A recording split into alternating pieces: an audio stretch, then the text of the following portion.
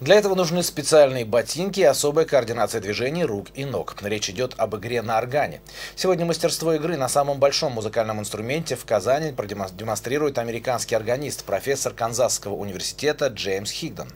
Концерт из цикла «Музыка соборов мира» открывает новый сезон в Большом концертном зале имени Салиха Сайдашева.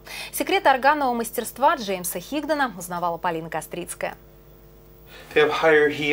У них высокий каблук, и они легкие, ничего не весят. Далеко в них не уйдешь, только из гримерной до зала, шутит Джеймс Хигден, надевая специальные ботинки для игры на органе.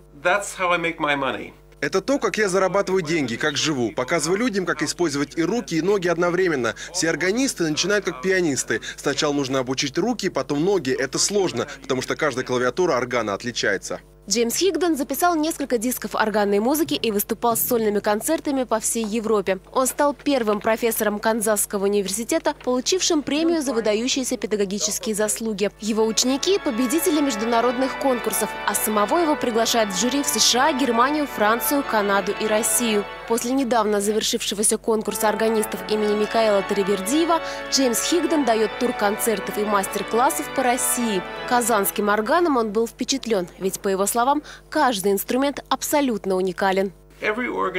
У каждого органа разная система регистров, их переключают, чтобы изменить тембр, окрас звучания. Это огромный, очень красочный инструмент со множеством оттенков звучания. По словам Джеймса Хигдена, в России особенно любят орган. В Казани он исполняет музыку США и Франции.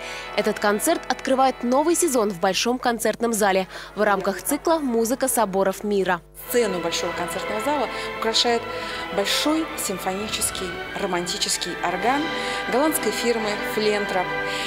И не только архитектурно украшает, но и своим звучанием, неподражаемым, неповторимым звучанием. Это звучание, оно каждый раз раскрывается по-разному под руками нового исполнителя.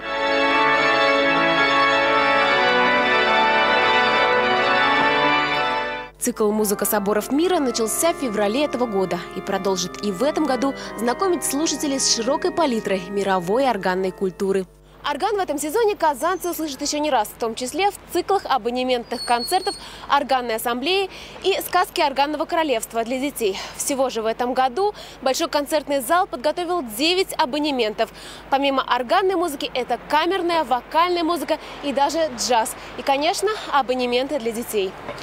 Полина Кострицкая, Андрей Сентальцев, столица.